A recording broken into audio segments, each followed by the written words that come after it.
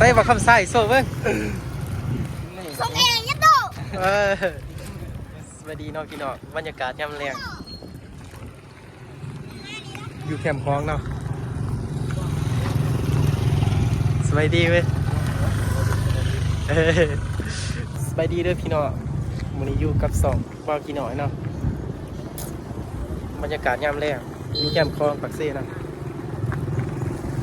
บรรยากาศยามแรงเนาะคนอาจร้ายเติมเนาะ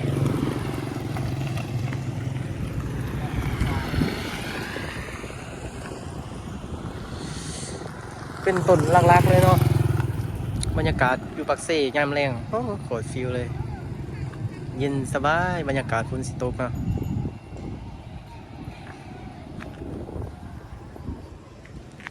หลังจากวันถ่ายคลิปเกือบเดือนเนาะเลยลงคลิปเทื่อนึงเดี๋ยวสิออกมาเนาะขายยัง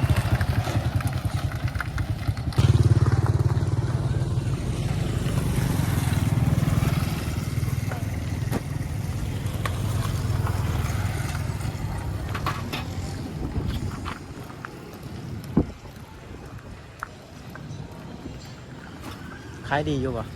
โย่ขายอะไรบ้างแม่งใช่ได้แต่มันเย็นก่อนเนาะมองเห็นขายอะไรเนี่ยเห็นมันเข้าก่อนขายอยู่คนมันเข้า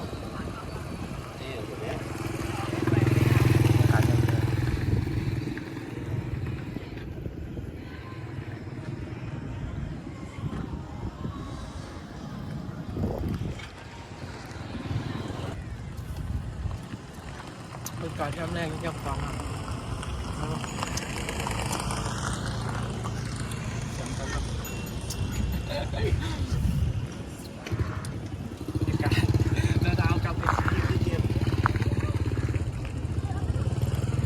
เพิ่งไปก่อนโ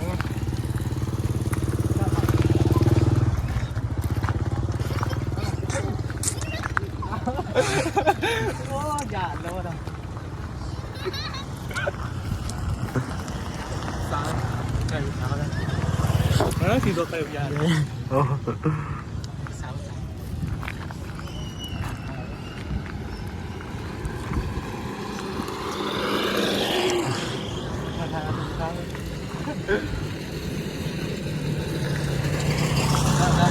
ฮะ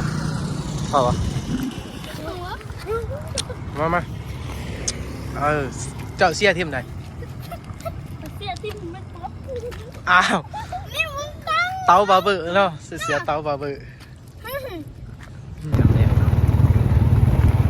ส่วนของเมื่อส่วน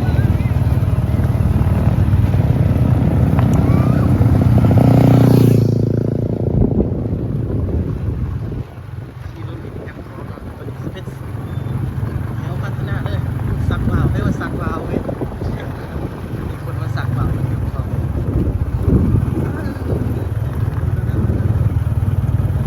แค่นี้พัฒนาเลยนะฉันก็รู้นะ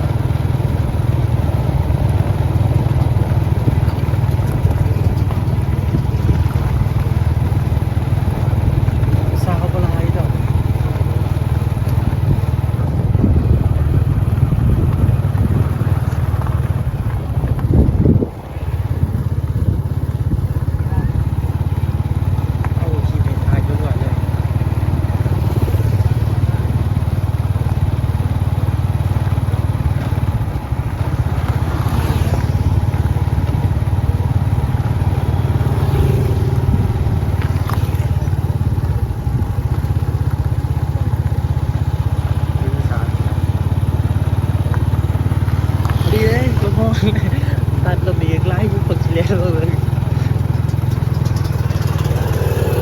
ยังคำยังมีเหื่ออยู่กลางทาง